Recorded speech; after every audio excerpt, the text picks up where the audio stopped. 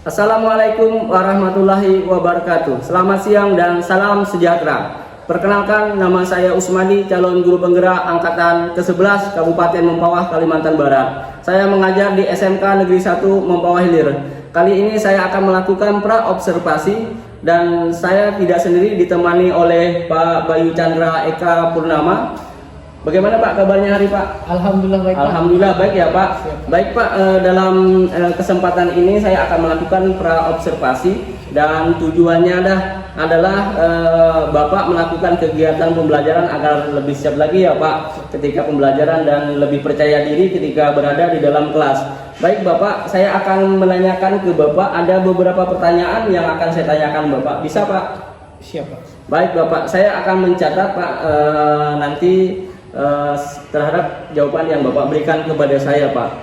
Baik Pak, pertanyaan yang pertama ya Pak. Baik, saya untuk pertama kali Pak berkaitan dengan hubungan, kira-kira apa tujuan pembelajaran yang ingin Bapak capai? Ya Pak, jadi tujuan pembelajaran yang ingin saya capai Pak, terutama pada saat ini saya ingin mengajar sistem persamaan linear 3 variabel. Yang pertama, saya ingin peserta didik kita itu memahami konsep dari sistem persamaan linear 3 variabel Pak.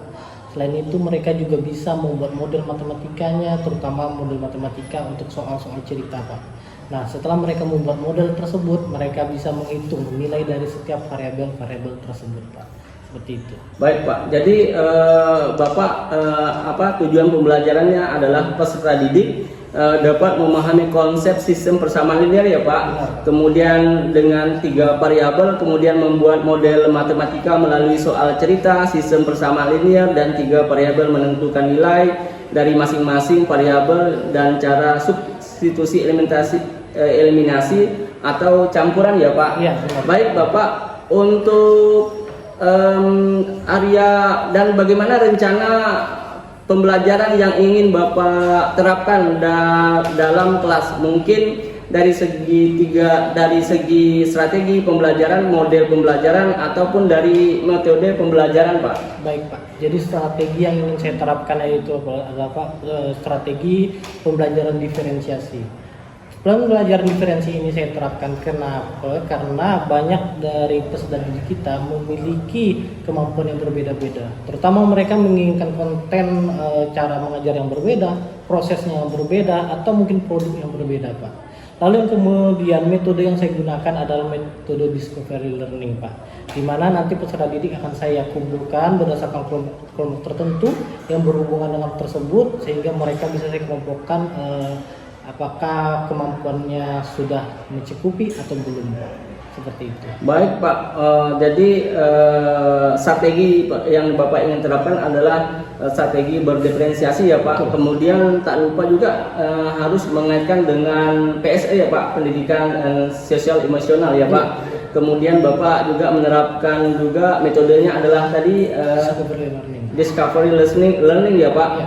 Baik Pak, kemudian Pak, dan bagaimana dengan media pembelajaran yang Bapak pergunakan di dalam kelas Pak, untuk media pembelajarannya itu Pak? Nah, untuk media Pak, kebetulan yang kita pelajarin ini adalah sistem persamaan linear 3 variabel. Jadi mungkin saya nanti akan menyiapkan barang atau mungkin makanan berupa snack ya Pak ya. Jadi mereka dapat menentukan berapa harganya, berapa jumlahnya. Melalui media tersebut saya bisa membantu mereka belajar Pak.